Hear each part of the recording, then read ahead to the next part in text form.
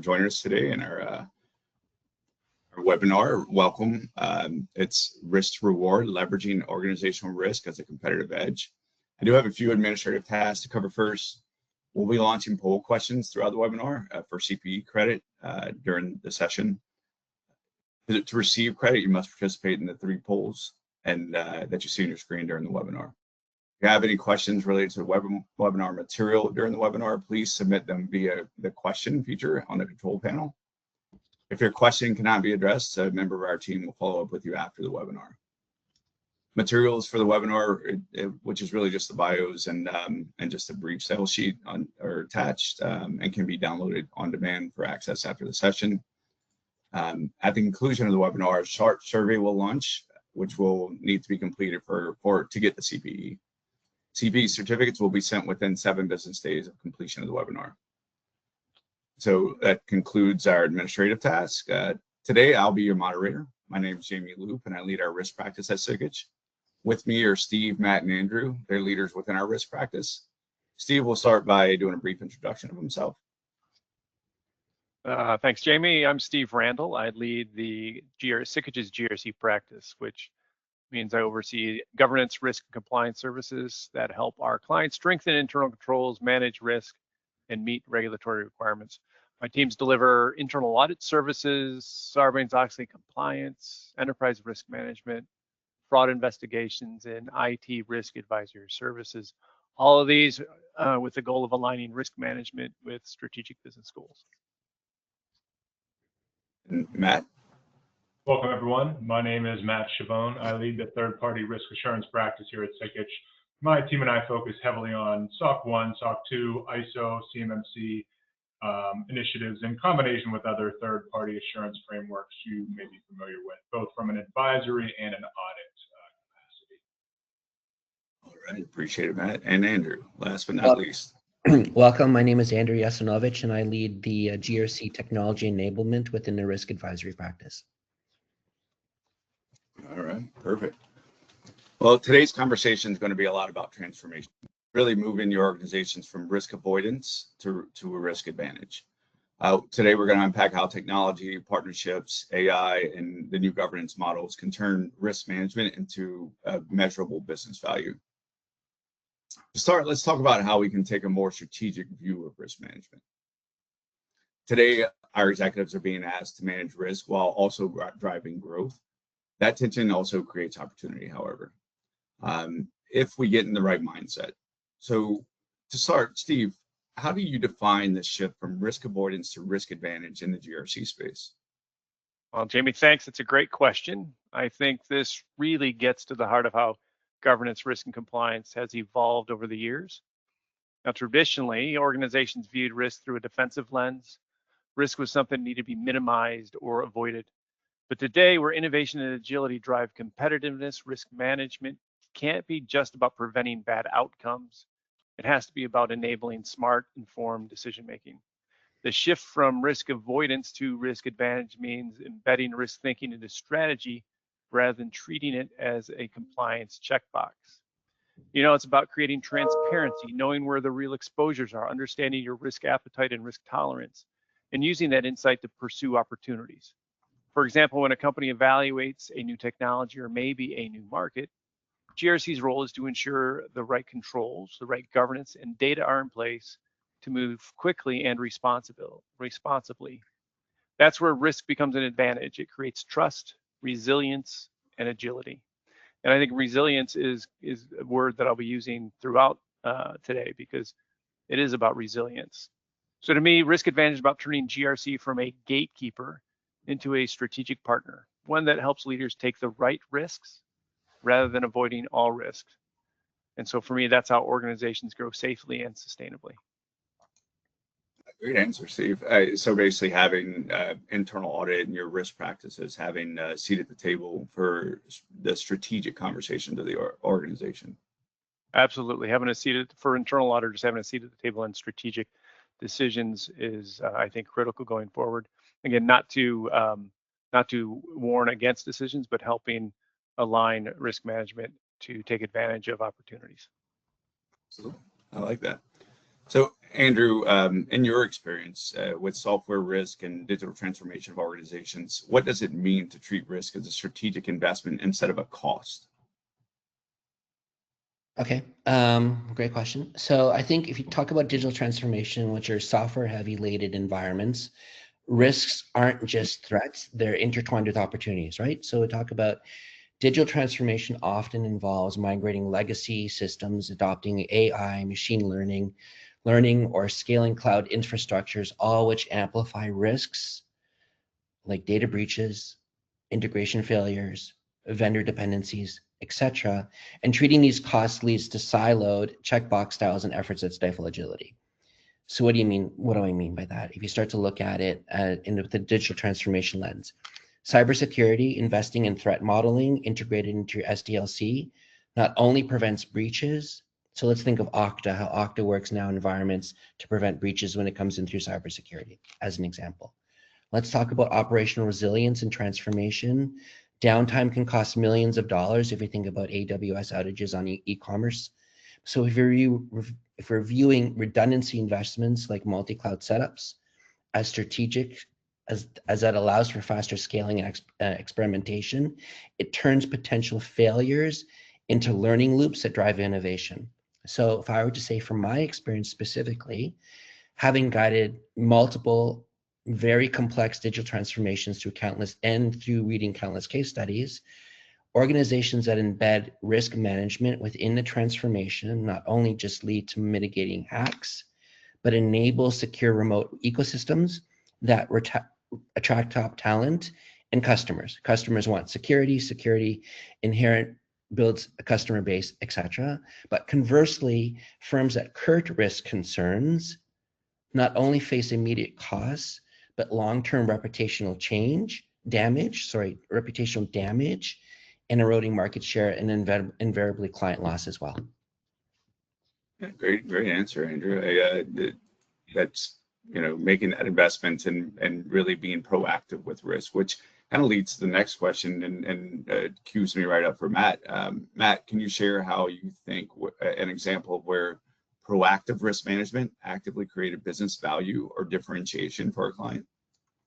Yeah, certainly. I think it's probably helpful to share an example of when an organization failed to be proactive and fully consider the risks that in turn impacted their strategic initiatives. So an organization came to us and they were frustrated that despite having a SOC 2 report, having gone through third-party assurance mechanisms, that it really wasn't helping them win business. It was in fact leading to more questions than providing answers, slowing the sales process, and just being constantly inundated with questions with regards to their SOC 2 report.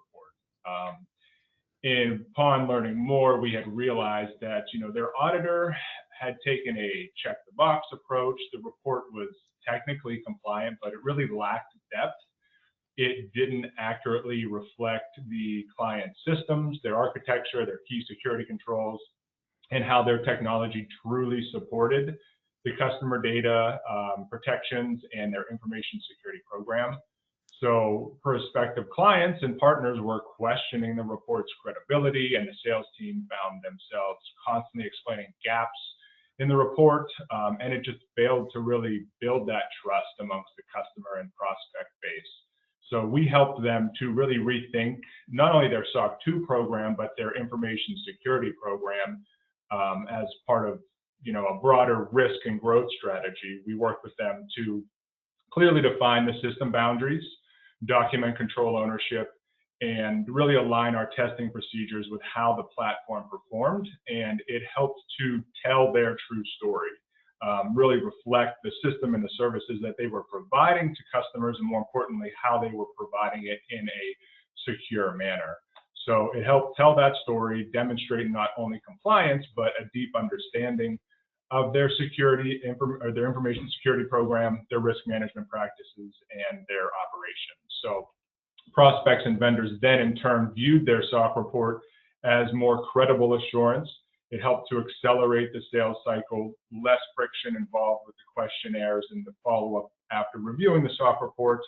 And then also the company's internal teams had a more clear understanding of their responsibilities when it came to information security and their improving their security posture.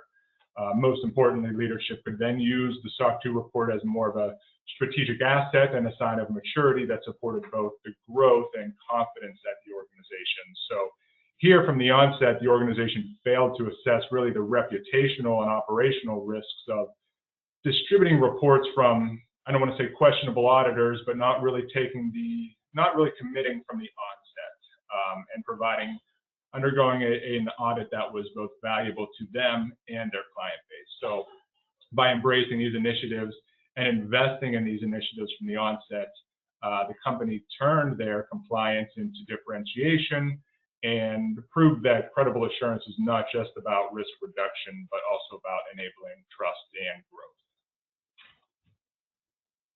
growth. Good answer, Matt. I like that. You know, I'm hearing kind of a theme, and the theme is how can it's more of looking at risk strategically and starting with risk in mind, and looking at it more holistically for an organization. So with that in mind, what can our listeners and our clients do to think about and manage risk more strategically and holistically in a manner that really differentiates them and their organization? And I'll let you guys, I don't know who wants to go first there. I think Matt, you want to I was going to jump in, but Matt, if you want to keep rolling. So, like as I look back in the rearview mirror, I see a lot of organizations have created an enterprise risk management function and treat it as a separate function. Really, that's got to go away. We need to start managing risk strategically and holistically, as you said, by connecting risk to the business objectives. And I think it starts with a clear understanding of what the company's risk appetite is, and making sure there's alignment between leadership and operations, and ultimately creating a culture where people see risk management as part of daily decision making. I was having a conversation with a client yesterday, incoming CEO, and he, I think the technical term is poo-poo. He poo-pooed the idea of having a risk register. He wants his leaderships to understand risk as it impacts their operations and have mitigation strategies in place that they understand and report on, not just having a list of all the risks that could possibly happen. But to do that, you use data and technology to break down this, the traditional silos, and you need to integrate financial, operational, technology, and compliance risk into one view so leaders can make balanced, informed decisions. And ultimately, I think what differentiates organizations is not how well they avoid risks, but how well they can effectively anticipate, adapt, and act on it to create value.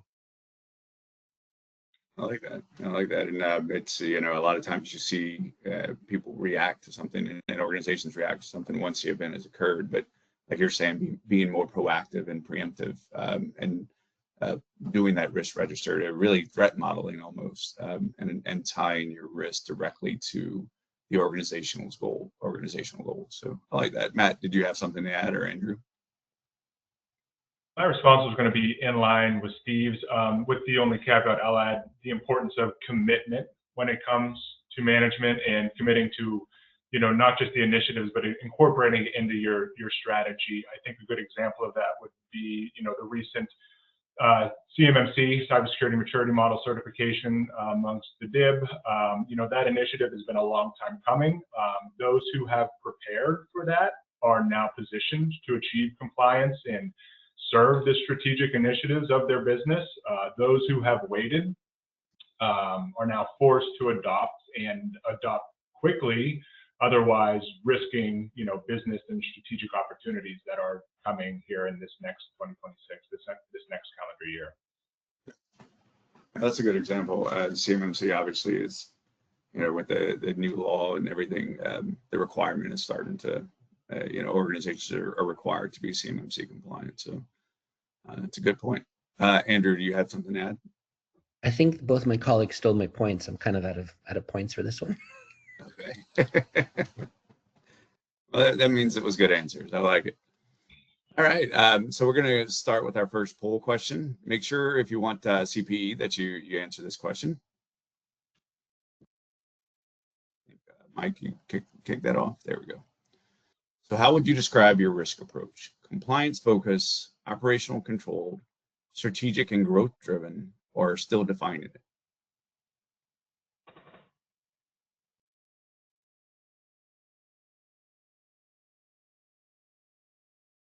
All right, we're going to give about 45 seconds to a minute. So as they keep coming in here.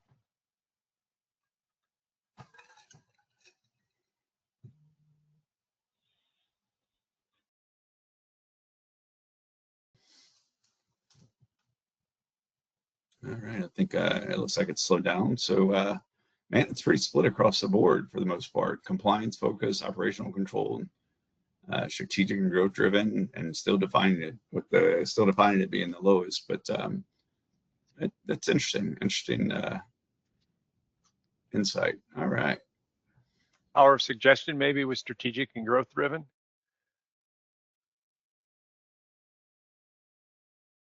Maybe what we're saying here, like, yeah, that sounds like us, bang. I mean, it's right along the lines of what we're talking about. Kudos to you for doing that, if that is what your approach is. And it's still defining it. You know, there was, I think, 20% that we're still defining it. You know, it's a journey. Sometimes it's a 3-5 year process. It requires, I think, Matt, you mentioned it, management buy-in, executive buy-in. You know, and sometimes it takes a change of mindset for the organization, which, you know, changing the hearts and minds of folks can be challenging. So. Right. So we're going to transition now to cyber and data technology risk. So cyber and data risk obviously are board topics almost in every board meeting or audit committee. AI has been, and cloud ecosystems have been, while they're powerful enablers, they also create risk and bring risk to the organization. But they are enablers of control, insight, and growth, and can help us manage our risk framework and our risk model for our organization. So Steve, with that in mind, how are you seeing organizations evolve their view of cyber resilience from technical defense to a brand trust? Yeah, it's a really important shift we're seeing where organizations are realizing that cyber resilience isn't just a technical or IT issue anymore. It really is a trust issue and a brand issue. As the old saying goes, it's not a matter of if, it's a matter of when. And from my perspective, I'm not on the front line building the cyber resilience program. I'm on the back end auditing to it to make sure it is built appropriately and it's effective in identifying where there's gaps. In the past, cyber defense have focused on preventing breaches and meeting compliance standards. But I think now stakeholders are judging companies based on how transparently and responsibly they handle data and respond to the incidents. A strong cyber posture builds confidence in the brand, while a poor response can erode trust instantly, regardless of what actually happened and the technical details. And cyber resilience isn't just within an organization, it's within their whole supply chain. How is the cyber impacted by their suppliers? How is it impacted by their clients? I have a client that recently experienced a significant breach, and they had not experienced one of that magnitude before. So they went through the exercise to figure out how it happened and to make sure it won't happen again. So they as if they were working out, they were building a muscle, right? But the really interesting thing is the way they handled it, both internally with the investigation and externally in how they communicated to all their stakeholders. The way they handled actually strengthened their brand and enhance their reputation. I've been having a series of interviews with their executive leadership on risk over the last week and a half, and every one of them have said that they actually came out stronger after the incident than they did going into it, specifically because the way they handled it. And saying leading organizations are moving away from protect and prevent to anticipate, respond, and recover. They're integrating cybersecurity into their enterprise risk management. They're aligning it with business strategy, and they're engaging the board in active oversight of digital risk. The board should be, as everybody on this call knows, the board needs to be involved. And then you can do things such as scenario testing and resilience planning, developing clear communication strategies for when things inevitably go wrong, like this client of mine did. And then technology plays both sides. It's a source of risk, but also a powerful enabler. Cloud platforms and AI and automation give organizations real-time visibility into their control environment and help them respond faster. Companies that are doing this the best are treating cyber resilience as a competitive differentiator. And something, like I've said before, can strengthen your reputation and foster loyalty, and demonstrates that you can be trusted.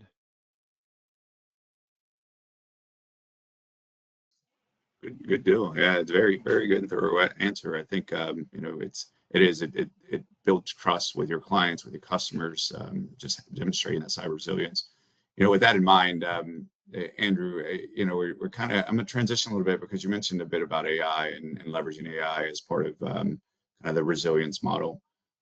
Andrew, we're seeing AI embedded in every system, every tool, new tool that comes out these days, right? It's everywhere. How do you see the tools and systems helping client modernize their risk environment and their compliance functions?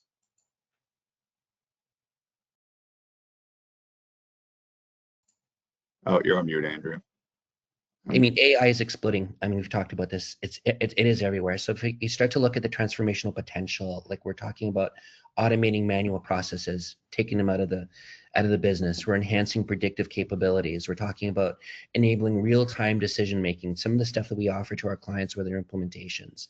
I mean, it's not theory anymore. It's real. You have tech taking it on, banks taking it on, healthcare. Everyone is starting to use AI to reduce costs and minimize errors, and they're trying and while staying ahead of evolving regulations, right? So if you look at one, it automates risk identification and assessment. We see that. Enhances compliance monitoring and reporting. We see that. Fraud detection and prevention. We see that in a number of the applications that we deploy. Regulation change management and scenario planning built into applications today that allow auditors, CFOs, CISOs, et cetera, to go in and see real-time scenario planning and outcomes and how to mitigate. And then it really also helps to reduce ethical and bias mitigation in our risks.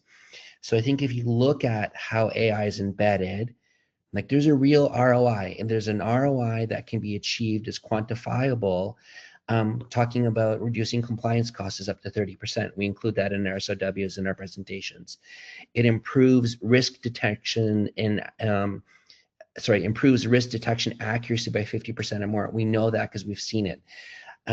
There's so many other pain points that we could address within fintech, life sciences, healthcare, et cetera, which would warrant a separate webinar or like one-off conversations, but it's really driving on. AI is at the forefront and is driving so much change for the better of everyone involved.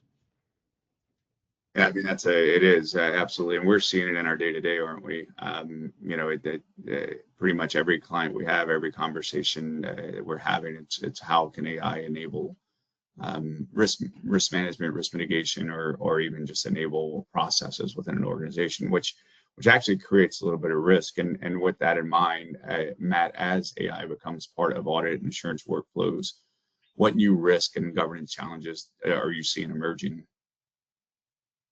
So AI is certainly reshaping how we perform and how we will be performing audit and assurance procedures, but it's also creating new governance challenges. If we are using AI to test controls or flag anomalies, we need to be able to gain assurance and understand how it's reached its conclusions. That means understanding real governance and proper integration to ensure information is accurate and complete and that the models are behaving that way on a continuous basis. So these workflows and the governance of these workflows, particularly speaking in our customer environments, can't just be a set it and forget it and fully trust AI.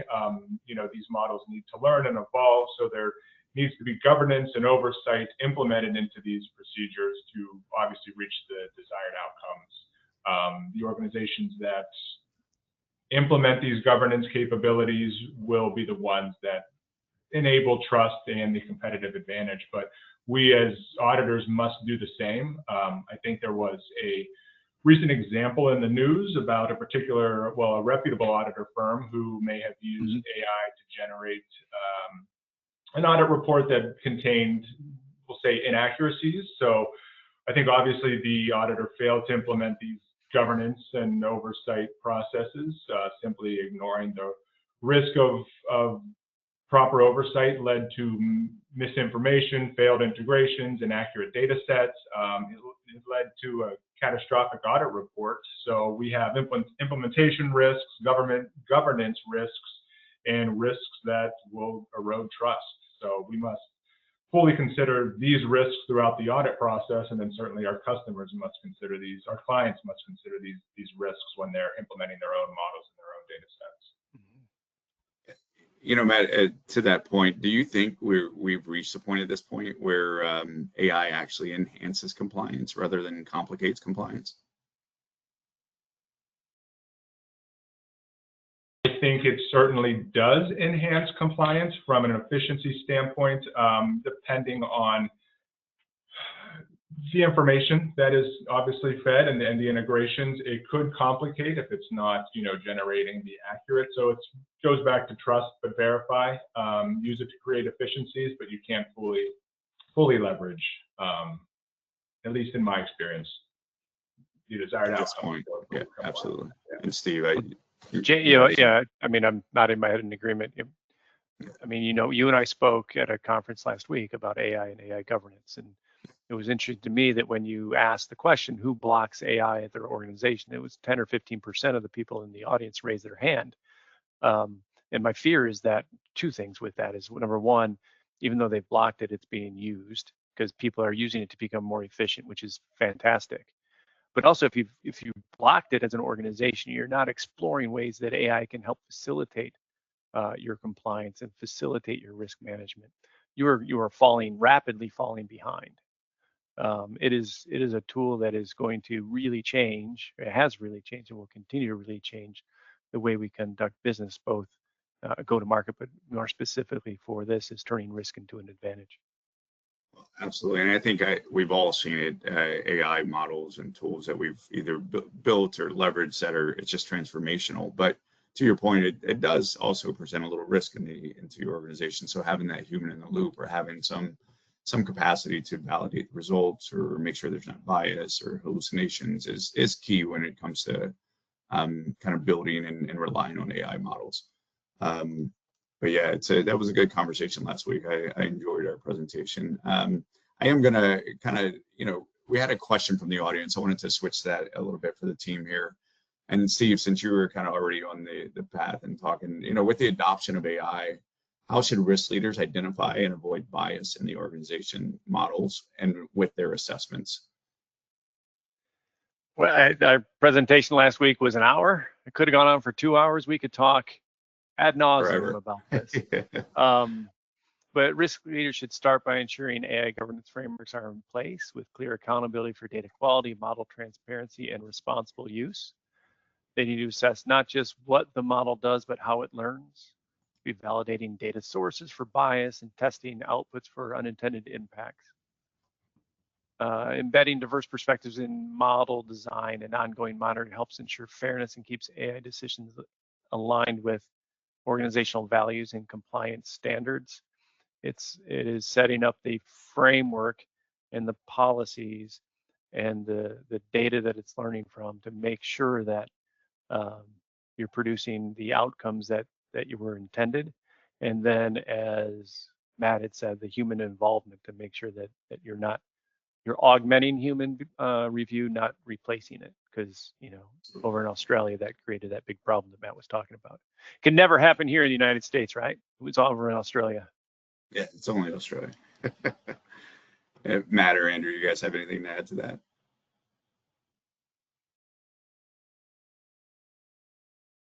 You're good to go. Okay, we do. All right, and we have another question from the audience related to AI. And Steve, this one I'll point at you again. And I'm picking on you a little bit because you and I had that presentation, and I know you have a lot of knowledge around kind of managing the risk around AI. So, what are the implications of AI threats on an organization with it?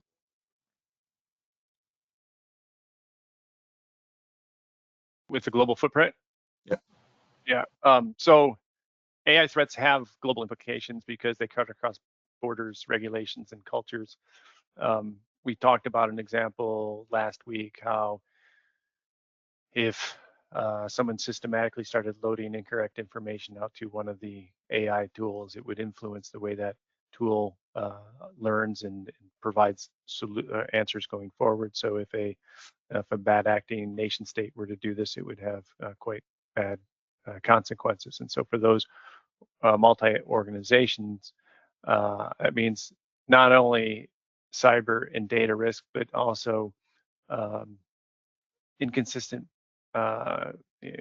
adherence to privacy laws, geopolitical issues, a whole host of problems.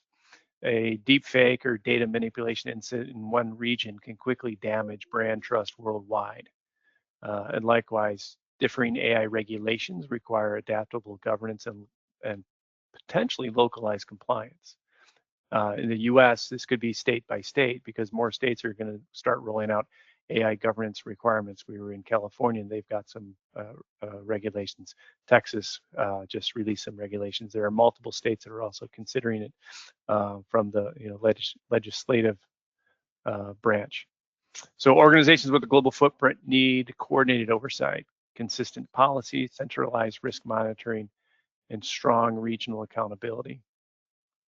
Those that build global AI resilience will be best positioned to protect both their data and their reputation. And there was that word resilience again. Organizations need to be resilient and have plans in place so that it can be resilient. And if you handle it the right way, it can, like my one client, it can enhance your reputation. That's perfect. And I mean, with the EU AI Act, you mentioned several in the US, several laws that have been passed. Having someone responsible and accountable for governance and the regulatory requirements around AI is critical. Especially with a global footprint.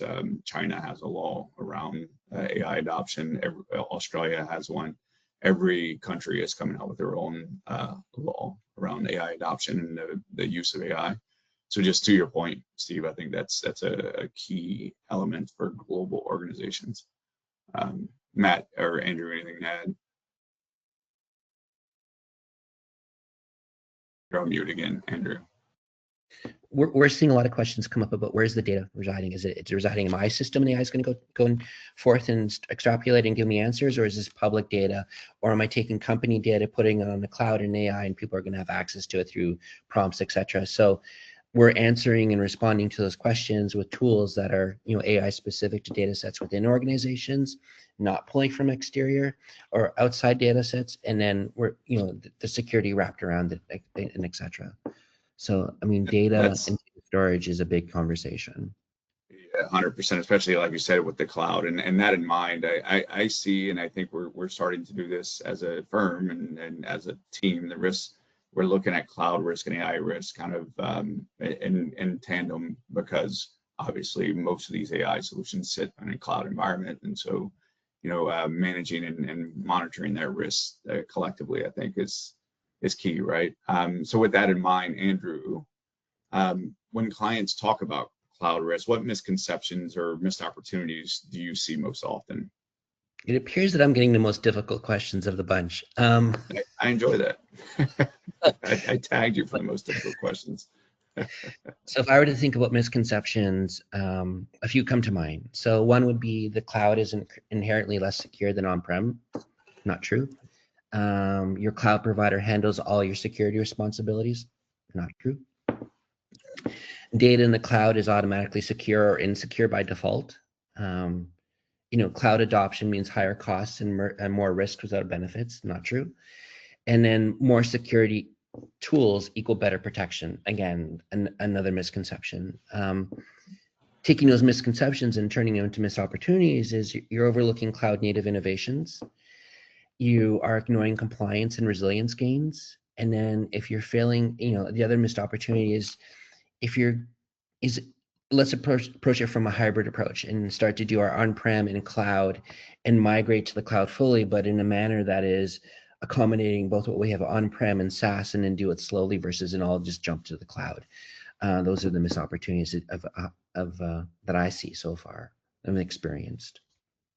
No, absolutely. I think that's all good points. And to that point, we talked a lot about the tools that you can leverage, and I know we have a few partnerships between Sikich and several tools like Oracle Risk Management, Mhm. FastPath. How do you see those tools and just tools within maybe our clients want to implement? How can these tools enhance their outcomes and add value to our clients? So a little bit biased on this answer because we are a certified implementer of Oracle RMC, which is heavily leading with AI agents and AI tools. I mean, what it allows, the partnerships that we have and the agreements and how we implement, et cetera, it allows for collaborative implementations first. We can do custom accelerators and ongoing optimization, right? Cloud RMC is an application within the Oracle Cloud ERP that leverages heavily on the AI, data science, and automation to manage the risks and ensures compliance. And it's working with data within the Oracle system. It's not pulling exterior. It's not pushing. It's all within Oracle. It ensures control over user access, detect anomalies like fraud or SOD conflicts, and then you start to bundle all these things together with our Sikich expertise that Steve brings to the table, Matt brings to the table across industry, and our technology expertise. It allows for a cross-industry experience, enabling faster deployments, tailored solutions, whether you're healthcare, FSI, manufacturing, life sciences, et cetera, and then delivers measurable business outcomes, right? There's quantifiable business outcomes between what we offer and who we partner with to deliver. And we can back it up. Answer. Great answer. Anything to add, gents, or good? All right. With that in mind, we're going to switch. We're going to have our second poll question. So I guess if you want to throw that up. What's your biggest risk challenge? Cyber and data threats, third-party risk, AI and transformational risk, or leadership alignment?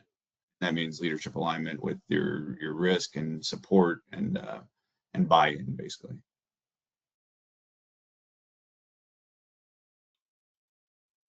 Right.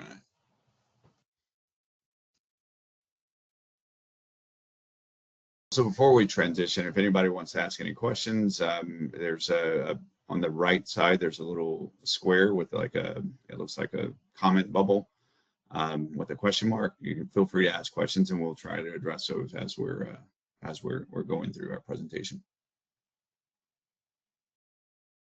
All right. So looks like cyber and data threats, yeah, they win again, yeah. right? And I think as we've talked tonight, this afternoon, it's building resiliency into your 100%. into your And I see AI as a cyber and data threat. Honestly, it is. I mean, it's kind of embedded within that. So it's a cyber and data is just a broad category of data regulatory. Maybe you have cyber regulatory requirements, but cybersecurity is definitely can have a significant impact on reputation, on operational, and financial for that matter, especially with the SEC cyber disclosure and how now you have to quantify and measure your cyber events if you're publicly traded and report those in 8Ks. And so, within 4 days of quantifying the event. And there's a lot of procedures to put around that. So cyber and data threats obviously have a significant impact on our organization. So anything else to add, guys? Any other thoughts on that before we transition? I think when you start to look at the cyber and data threats, it's also influencing ERP selection processes as well. There are ERPs that are mature in this area that have AI embedded and use proper data security, et cetera. And there's that are evolving into that arena but aren't as mature. So when it comes to a selection process, executives, whether it be the CFO, CISO, et cetera, are starting to look at the proposed ERP solutions maturity model and how does it fit into my resilience and cybersecurity overall posture. We're starting to see that. No, I like that. That's absolutely true. All right, good deal. Let's see. So now we're going to transition to third-party and ecosystem risk. Third-party vendor reliance is really expanding faster than most organizations can manage today. Assurance sometimes feels like a drag. How do you get assurance over your third parties? How do you get comfortable with their controls and their risk? But it truly can become a differentiator when you do it right. So with that in mind, Matt, how can leaders rethink third-party risk so it actually strengthens trust and resilience instead of slowing innovation and being a burden on the organization?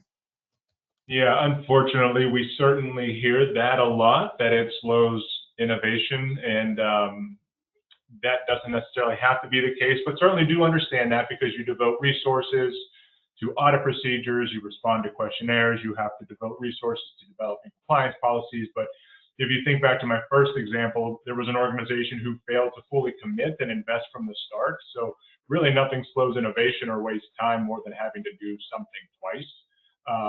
But I think it's actually a chance to, third-party risk is a chance to build trust and resilience into your own processes. You know, that is required of most governance frameworks. And the key is really shifting from a reactive questionnaire basis to a proactive, ongoing basis where you're delivering continued assurance, supplemented by, you know, less frequent assurance mechanisms like SOC, ISO. So treat vendor assurance as an extension of your own risk, build, demonstrate continuous visibility into your key partners, leverage standardized frameworks like SOC 2 and ISO, and use automation AI to monitor the performance of your controls and incidents in real time. So if you look around the ecosystem, we have trust centers, we have platforms that are intending to give insights into the operations and controls at organizations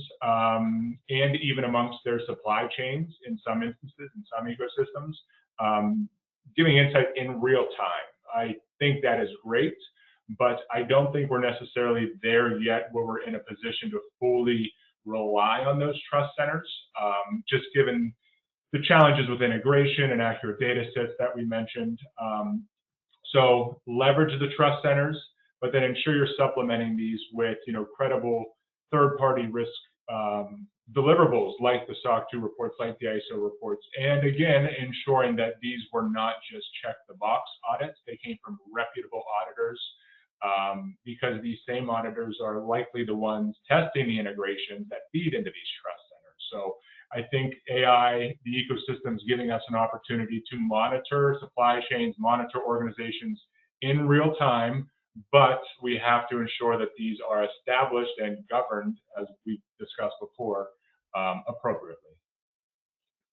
And that's a good, you know, you mentioned a lot of acronyms, SOC reports, ISO reports, you know, PCI, you know, and that can become a burden. How would you, if an organization has to do multiple, and this is a little off script, so I'm throwing you a curveball here. If an organization has to do multiple assessments and compliance assessments related to third-party risk or related to their client customers, giving their customers confidence over their controls, like maybe they have to do an ISO, maybe they want to do a SOC report, maybe they are PCI DSS. How would you recommend, how could you gain a competitive advantage with that in managing your third-party risk?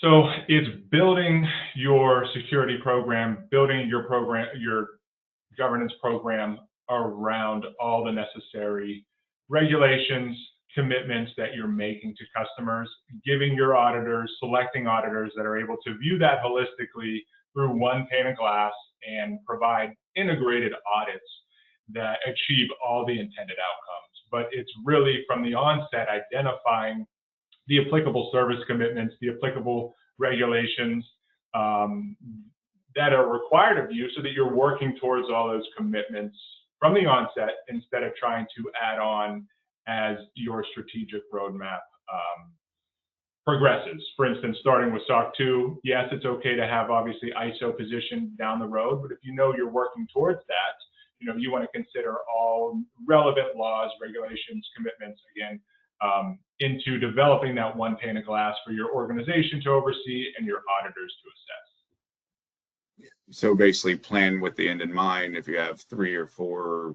you know, compliance regulations that you're trying to achieve, plan your controls testing and your approach to address all of them throughout the process. So you test once and apply to however many controls, user access, for instance. You can test once and apply to several different, frameworks, is what I'm understanding.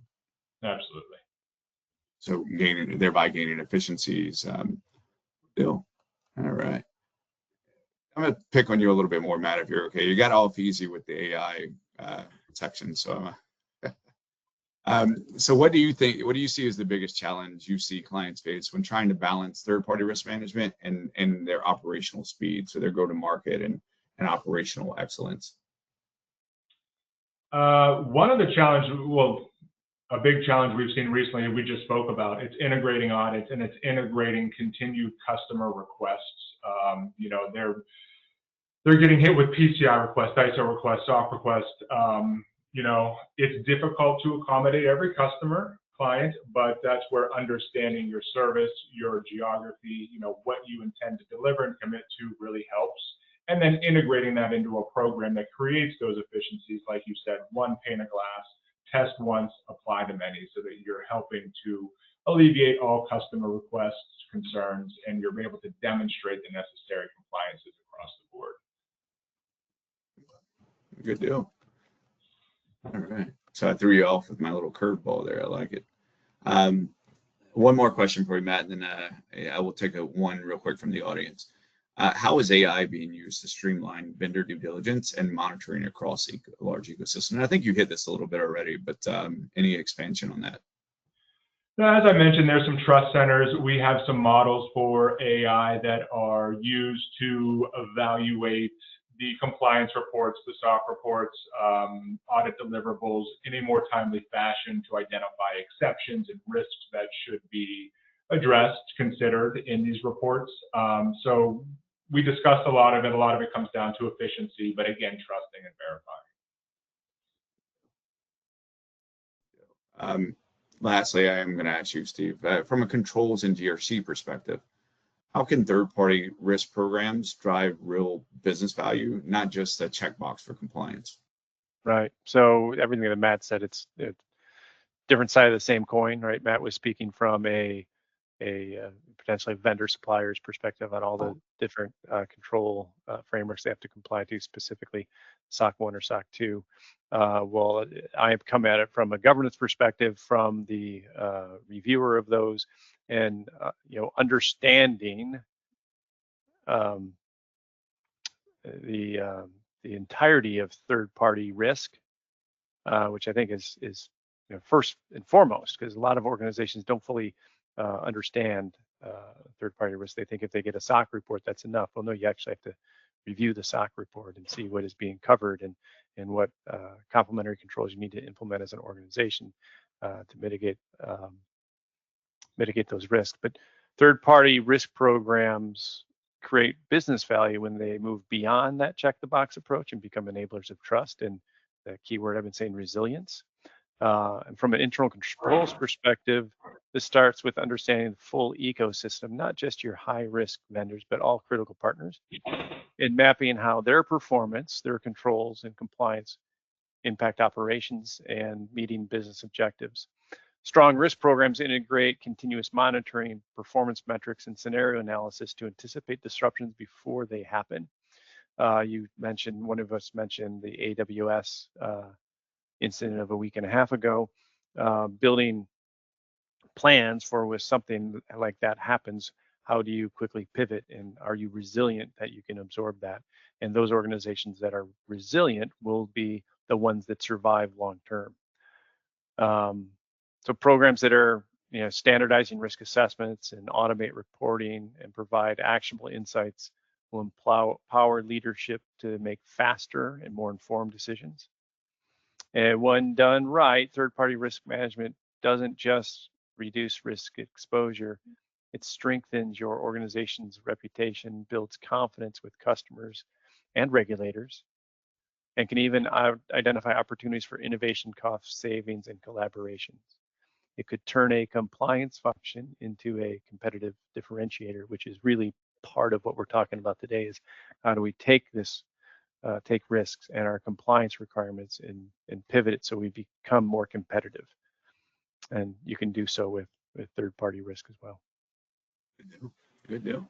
So one question from the audience real quick.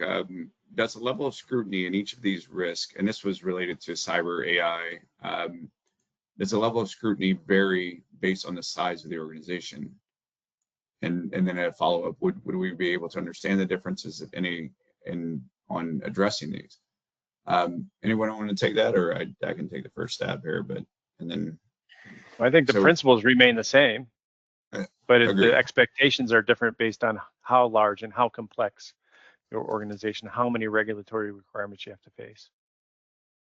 Yeah, the complexity is worse, and how AI, how you adopt it, and what, putting that strategy and governance around it. I mean, the strategy and governance is, like we mentioned in our presentation last week, is really the framework and the basis of your implementation of cyber, or of AI. They are interrelated, however, cyber and AI, and I see AI risk is cyber risk, and data risk. And so they're all so interrelated. I don't know that, to me, the level of scrutiny should be the same across the organization, and taking that holistic approach that we talked about at the beginning, especially when you're trying to mature your risk function. And so regardless of the size of the organization, that holistic approach, level of scrutiny, should be kind of the same across the organization. So, all right, let's see. One more question. Early on, it was mentioned that the way a company responds to a breach can actually lift their brand. What types of actions, tactics have you seen that can lift the brand of that situation? It's responding and recovering quickly, and really having that wherewithal, and having that plan, the incident response, disaster recovery, and the continuity to have a resilience, to Steve's point, a resilient business. And I've seen it where, clients of ours have recovered within a day from a significant breach, and showing that, because I've also seen the converse, where it's taken 2 weeks to actually get back up and running, and very different approaches and very different maturity levels of those organizations. But one was viewed after the breach as, wow, they also released their SEC cyber requirements, and actually did everything within a week of the breach. And both were very similar breaches. But Steve, Matt, Andrew, anything to add to that?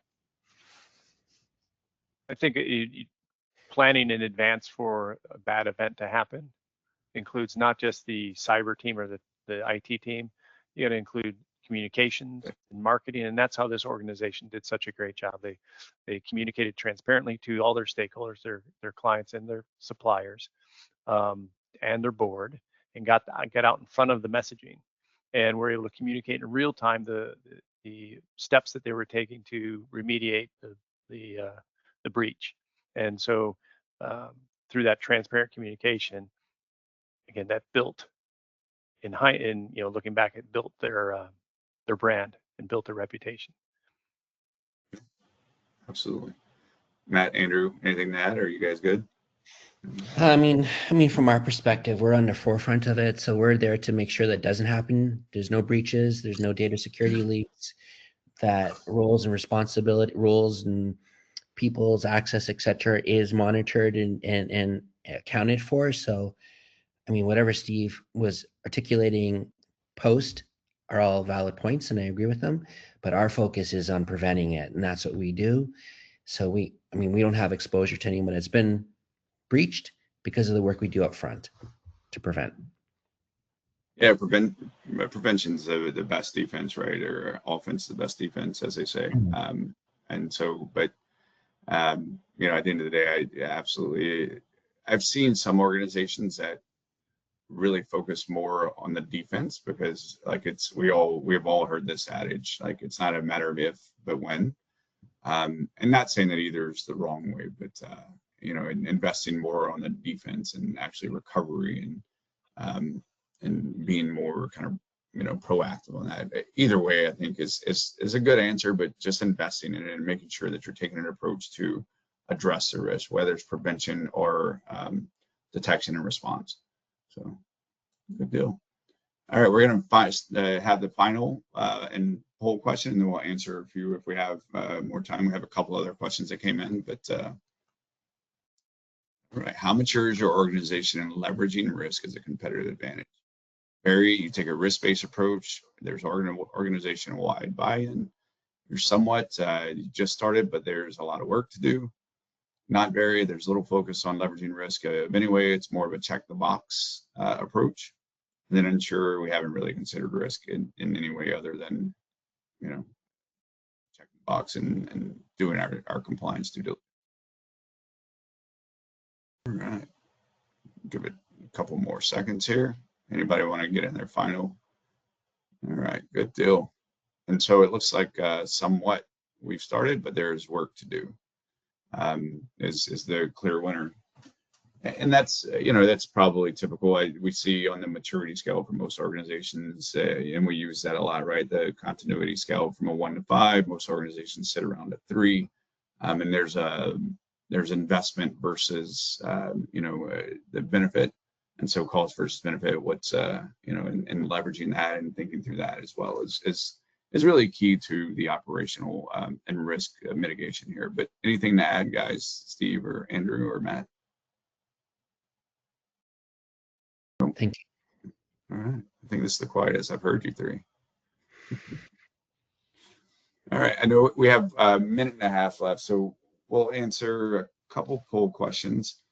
How do you increase the trust in AI with the hallucinations in mind? I think is the intent there, but you have to have processes around how you train your models, how you test for hallucinations, have a human in the middle, really from a controls and risk mitigation standpoint, have controls and processes embedded in the use of AI, especially when it's used for critical functions. And so identifying that if it's used for financial reporting or for human resources or payroll checks or anything that can really impact your organization, I think making sure that you have controls around that AI and checking, and even just running sample tests on the outputs is critical. But anything to add on that before? I know we got like 30 seconds left here. Yeah, so it's something I do and I recommend anybody doing. You can go to Google or your favorite search engine and search AI breach and then click on the news, read the news articles, and they'll tell you what happened, and do the opposite. If you're producing a report and it gives you a link to a source, yeah, click on the link to make sure it exists. 100%. Good deal. All right. Well, we do have a few other questions, but we'll follow up with the folks that asked them and make sure that we address those. I know we've covered a lot of ground today, taking risk strategy to AI adoption, our global delivery, and looking at industry evolutions of third-party risk management. You know, the consistent thread that I think I heard today was risk, when managed proactively, becomes a source of strength and trust for organizations and resiliency. We'll take, so just as closing remarks, I want to thank Steve, Matt, and Andrew, and thank you all for joining us. The biggest takeaway today: risk isn't something to mitigate, it's something to master. When aligned with your strategy, it becomes your true competitive advantage. As a reminder, complete the survey that pops up after the webinar to receive CPE credit. Certificates will be sent in 7 business days. And again, if you ask questions that weren't answered, we will follow up with you. As we mentioned in the beginning, today's webinar was recorded and will be available for on-demand access if you need it. And thank you all for attending. Have a great day. Everybody.